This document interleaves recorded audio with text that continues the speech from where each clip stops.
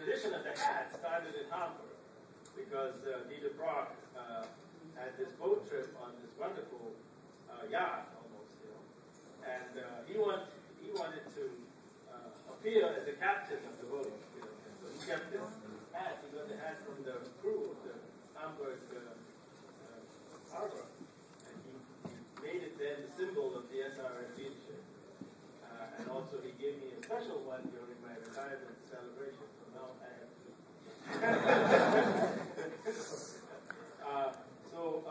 Thanks very much for staying for my talk. Dessert will come, I think, I'm sure. Let me just do some housekeeping over here. Bring back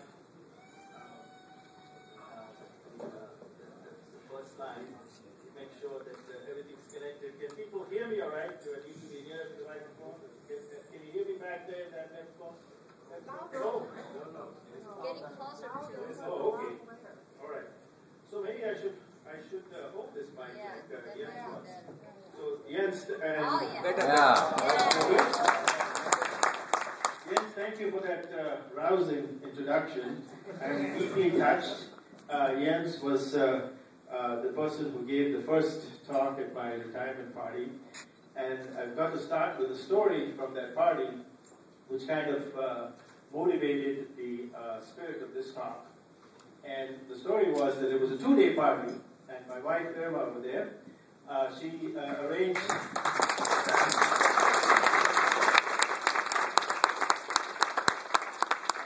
Maury Tigner arranged the first day, which was to invite speakers from on the SRF community, and Jens introduced SRF in a rousing way, as you just saw.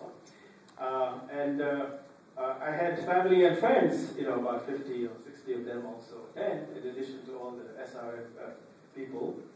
And as soon as we got home, they said, well, what the hell? What was all that? Explain. And so the next day, I was trying to explain SRF, what's superconductivity and radio frequency and so on. And I had a great time explaining that on the second day. And so my talk today is addressed both to experts and also to people who are not that familiar with SRF. So please, the experts, bear with me when I talk about stuff that you already know. But I'd also keep in mind never to underestimate the pleasure of hearing what you already know. So when you see curves like this on a birthday cake, you know what they mean, but you can then explain what the history behind that curve is. And it's an amazing history. It's 100 years since the discovery of superconductivity. And I will start with that before I talk about 50 years of RF superconductivity. So it's 2 birthdays that we're celebrating. And so it's happy birthdays to everyone first, right? And then I start with talking a little bit about superconductivity as an introduction. And I talk about Caroline Wallace's discovery, centennial. And then I move on to SRF from 50 years ago. And a very quick run-through of how we got to where we are today.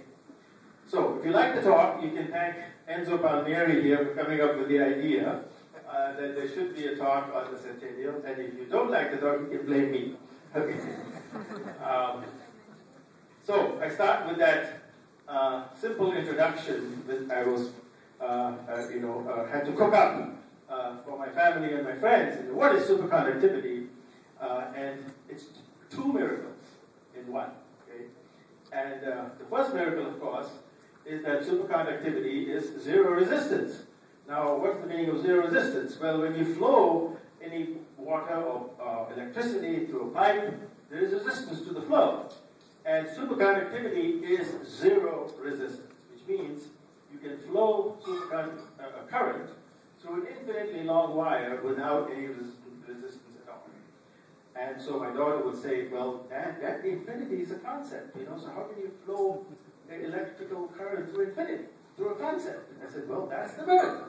So even though you flow electricity through an infinite wire, you will have no resistance to that flow. Now, so that's a nice effect, okay, but so what? Well, we can use it to make some fantastic applications. And so one of the applications that we have been using, both in the community of accelerators and outside, is to use coils like the ones you see there to make a magnet, to make a powerful magnet. Okay? And once you have a powerful magnet, you can make all kinds of devices with it. Like all of you, not all of you, but I'm sure many of you, have gone into a magnetic resonance imaging machine to take a picture of your thigh or your knee or whatever. And you can take a picture of the muscles and so on, because there's a powerful magnet available, but there's no X-rays. Okay, it's without X-rays. And so that's what that MRI machine looks like with a magnet.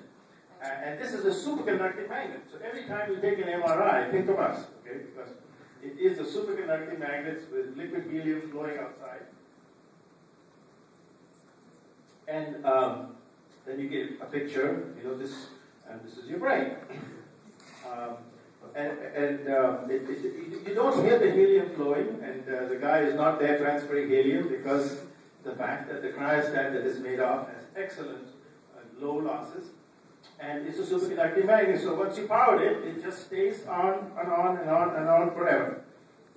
So that's the great thing.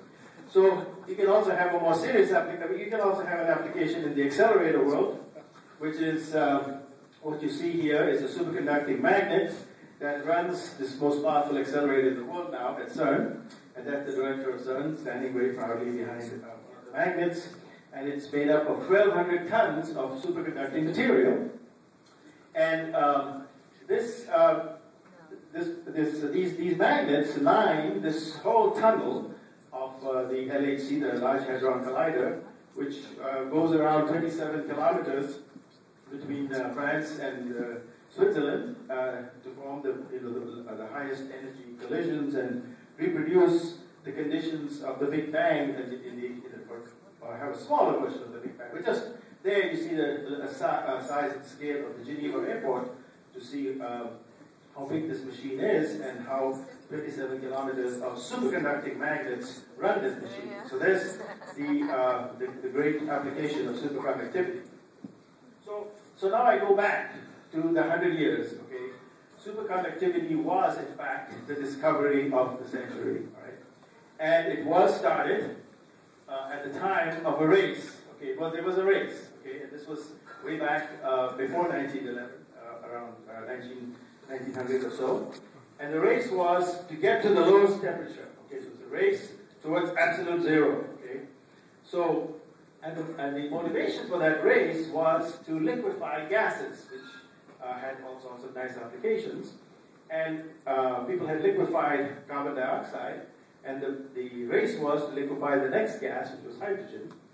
And for people who are not quite familiar with the different scales, what I'm talking about, of course, is centigrade and Fahrenheit here, centigrade in the middle, Fahrenheit on the left, Fahrenheit on your left there, and then a Kelvin scale there on the right, which says that 100 degrees centigrade is 373 degrees Kelvin, and so 0 degrees Kelvin, which is absolute zero, is actually minus 270 degrees centigrade. Okay? All right, so nothing is cooler than absolute zero. Okay? Except me.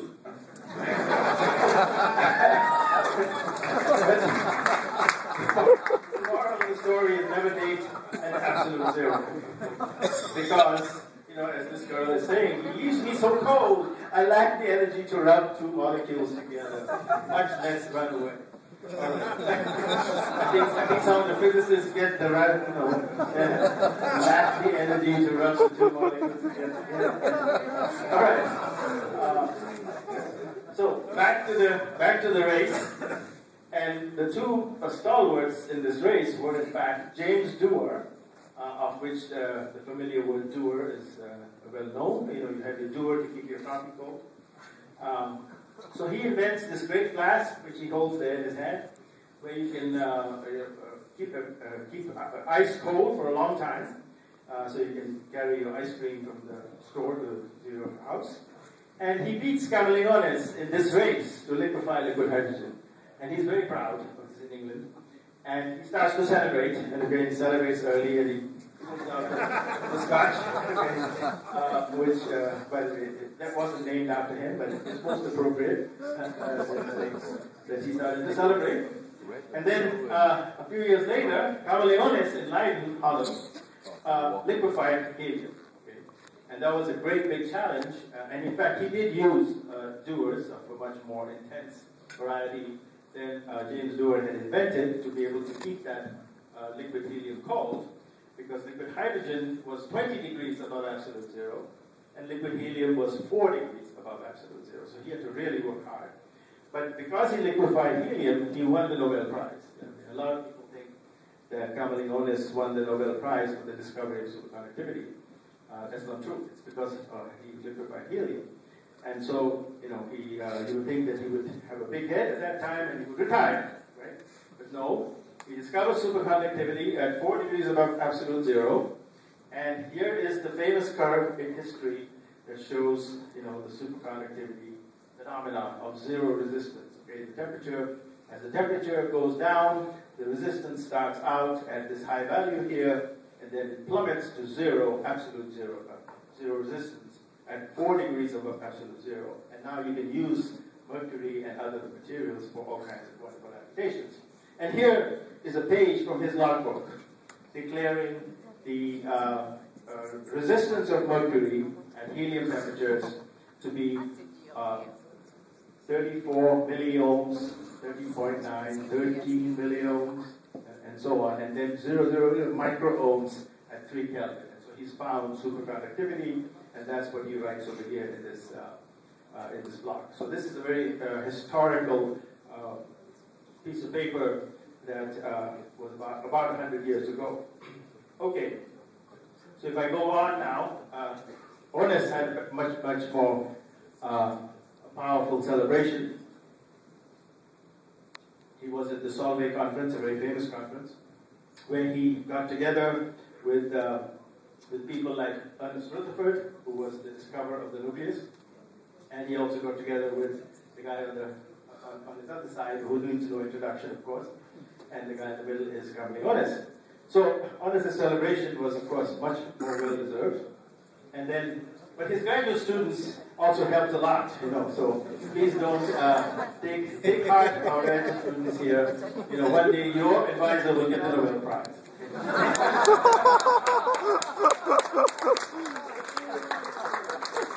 You will show us in the picture. So, now I owe it to my friends and family to explain superconductivity. So I borrowed this very nice animation from Wolfgang Ketteling, who's also a Nobel Prize physicist of the last 5-10 years. And he explains the phenomenon of superconductivity in a very nice way by saying that you have the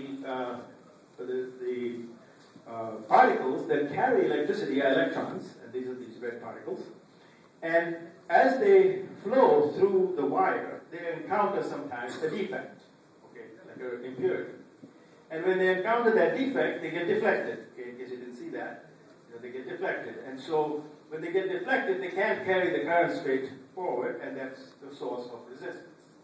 So when you have superconductivity, it's a miracle. And all these electrons gang up together and form one giant state. And now, when they move, they all move together and they ignore the defect. And so you have zero resistance. But that's superconductivity. A nice explanation, I thought. So, on to the second miracle. Okay, that was the first miracle, zero resistance. And that was 1911. The second miracle was 1933 of the same phenomenon, but they realized another aspect of it, which leads to levitation. Okay? Not of human beings, but I'll show you levitation of what. Now, so if you bear with me, I want to fire up my... no, that's not right. My computer has decided to become smarter than me, in which case I will have to restart the movie if you will bear with me for a second. It says Banquet number 2.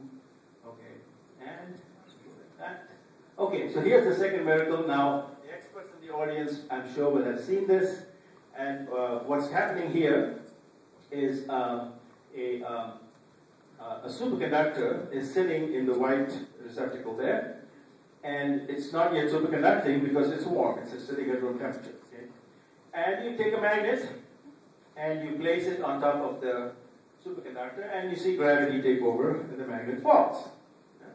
Now you bring in your liquid nitrogen. This is a lot easier to get this video than to actually perform the experiment in front of you. And you pour the liquid nitrogen in, and the black pellet turns superconducting, and then you drop the magnet down. Ta-da! Levitation.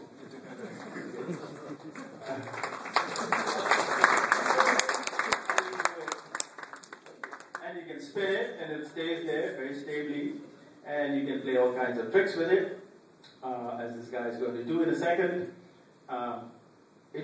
No hands. Or you can spin it very nicely, and you can move it to the side.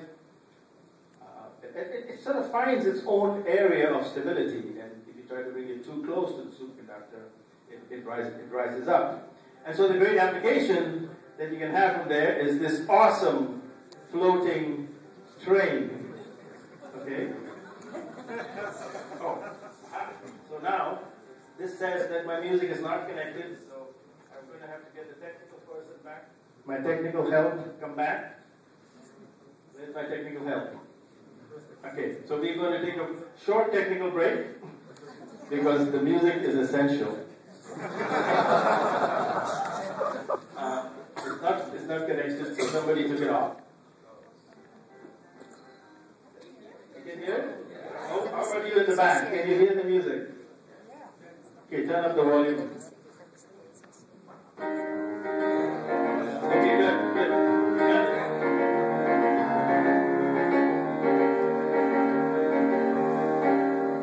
So how does it work? The way it works is that when the magnet sort of falls, it induces currents, which are supercurrents, in the superconducting pellet, and it makes that pellet a north pole. So if you have a north pole coming down, the pellet is a north pole, the two north poles repel, and the magnet floats. That's a very simple explanation. So pardon my layman's introduction to these things. Okay, so back to the miracle of superconductivity. So this was the 100-year celebration, and then I moved sort of like 30 years into the Meissner effect, which is levitation. And then now to come to the main topic of today, and the reason that we're here, is that 50 years ago was the launch of, let me keep you in suspense, the launch of, we proudly present the people.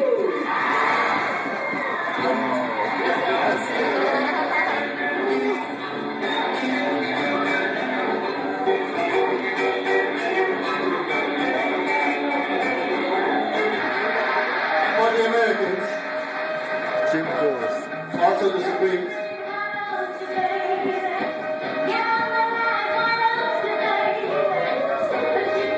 Okay. But to be serious, okay. Seriously speaking, okay. This is the 50th anniversary of the Beatles and the Supremes, so it's most perfect. It's actually the 50th anniversary of the launching of the Mercury rocket, which carried one of the astronauts to orbit in the US. But 50 years ago, our main topic right here is this wonderful paper that was published by Banquet and Stafford from the Rutherford High Energy Physics Laboratory, and they talk about the feasibility of a superconducting proton linear accelerator. Now this is actually amazing because the year is 1961, and this is what they would like to build. Okay. They say that the proton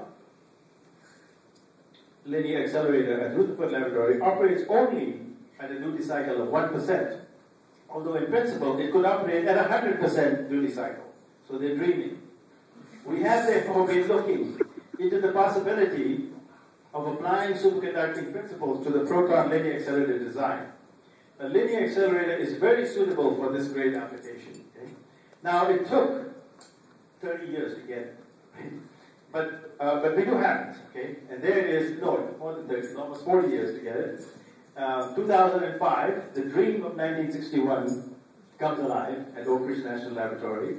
And there in Tennessee is this proton linear accelerator with 6% duty cycle, okay, not CW. So we still have some work to do, right?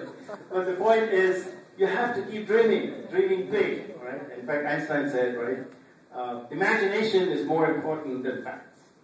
So we must learn from these people. So these cryo modules are full of cavities, 100 cavities in this case. And what the cavities do are basically, metal containers, which the two ends of these containers charge up, negative, positive, negative, positive, negative, positive. And as they charge up, the charged particle runs through them and speeds up. Except that the charged particle is moving nearly at the speed of light, and so the positive-negative oscillations are very fast at radio frequencies. Okay? And that's where the RF comes from. Okay, so now I've done my job. I've explained to you what RF is. All right? RF is the same thing as microwaves, the stuff that we use to fill the cavities with energy, the stuff that you use to heat up your water to make tea in your microwave oven. It's exactly the same. You use 2.5 billion cycles per second. That's what we use roughly. Okay, so that we use that and we stuff it into these metallic vessels, these metallic cavities, and then we put the charged particle through, and it gets accelerated, like I showed you in that animation. So that's the heart of the superconducting cavity, the RF. Okay, so now going back to the historical development, in 1962, after this bold proposal by Banquet and Stanford, now they were not that active in actual cavities. They worked with hairpin resonators actually. So they did in fact do some experiments with superconducting materials. But the real pioneers in making cavities that look anything like the cavities today were the scientists at Stanford University, High Energy Physics Laboratory, and they made small cavities which look essentially like Coke cans with holes in them. And that's the one on the right there. And Fairbank, Schwedman, Wilson, Turner, these are the people that made the first niobium cavities out of solid niobium. And they reached, believe it or not, Q values of 1 times 10 to the 10, that cavity is about 10 gigahertz, 11 gigahertz, and at 1.7 Kelvin. And they reached some accelerating fields in this test resonator that was close to 30 million volts per meter. So they did fantastic breakthrough already very early. And they got excited, okay? Because they said, now we can build an accelerator, okay? After having built these two little toys, okay? And so they came up with this great proposal, Professor Robert Hofstadter, who's also a Nobel Prize winner, but not for this stuff, but for something else. He said, let's build a 2 billion electron volts superconducting accelerator in a tunnel at the Stanford site, and we can, calculate the gradient of about 13 megavolts per meter. At least they didn't say 30. And they launched ahead, and they built the tunnel, and they built the end station, and so on. And when they built the accelerating cavities, unfortunately, they only saw 2 to 3 million volts per meter in their structures. And so that was a little bit of a big blow to our superconductivity at the time. And for those technical experts here, the problem was multipacting, electron multipacting as you know it. However, Stanford wasn't going to give up so easily. They snatched victory, as we say, from the jaws of defeat. And what they did was they put together about 50 meters and operated it at a gradient of 3 million volts per meter, and they got the final energy of 600 MeV. Okay? And with this, they demonstrated the first free electron laser, so that was a historical achievement. And they also demonstrated energy recovery from this machine, not the close to 100% that we have now, but 98% energy recovery. So that was, many pioneering achievements made by Stanford. And of course, the dream of Hofstadter has now been realized at Jefferson Lab. In fact, more than realized. They now have a 5 GeV electron recirculating accelerator. And this idea of energy recovery also came very early, right? In 1965, I think Hofstadter already showed this slide. That's Morittigner's idea in 1965 to actually have electrons recirculate and recover the energy from them.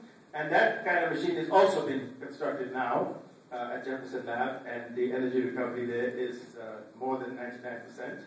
And there are plans to build all kinds of energy recovery linacs out there. So we still haven't achieved some of the earlier dreams, but we are moving rapidly and making a lot of progress towards these big dreams. Okay? So we have come a long way. Okay? So to fast forward, I don't want to give you the whole history of our superconductivity, but just to give you a quick caption summary of that history. Okay, we had multi-factoring, okay, and we understood it, and we got over it, and then we had thermal breakdown due to bad thermal conductivity and all that, and we got over that. Then we had field emission, and so we got over that, and we had Q slope, and so we fought that, and then we got over that, and now we have 35 megavolts per meter.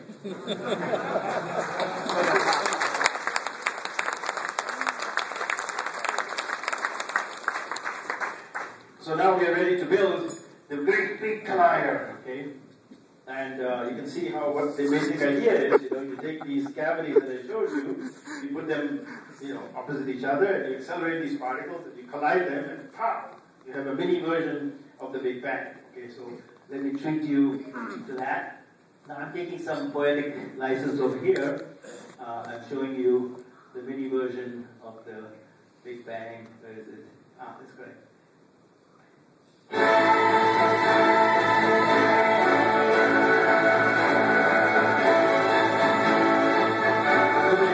Particles accelerating.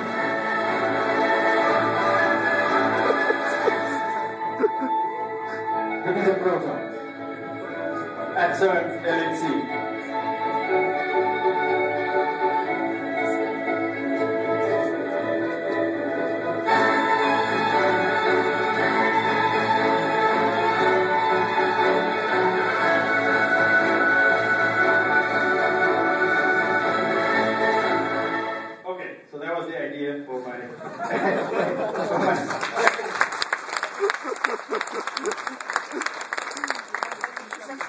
So, in a more serious way, the growth of the application of voltage since 1961 is nicely given by this graph, where we show the rise of the voltage installed. Okay, so your car battery is 10 volts, and here you have millions of volts, the scale, and you can see the growth of the voltage is almost exponential. And the last few accelerators are SNS and Flash, which have now taken us all the way to 10,000 million volts, so 10 billion volts of acceleration already installed for accelerators that accelerate electrons, which move very fast, nearly at the velocity of light. Okay? And of course, let me not forget the other half of our community that works rather slowly. Okay.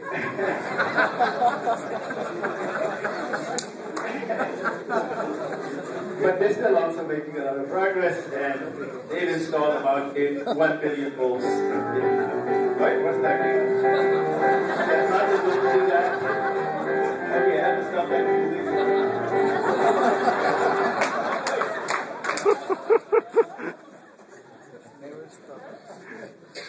All right. So, as I said, we both started at the same time, the Beatles and SRF. Who won? Okay, did SRF beat the Beatles?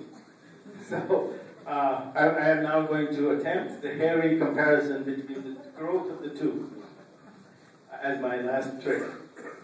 So how to compare the two? So I said, for every Beatle record, tape, CD, or single, let's take it to be equal to 1 electron volt in stock. Okay, so how do I make that equation? I say, well, a record or a CD costs $10, and 1 volt costs about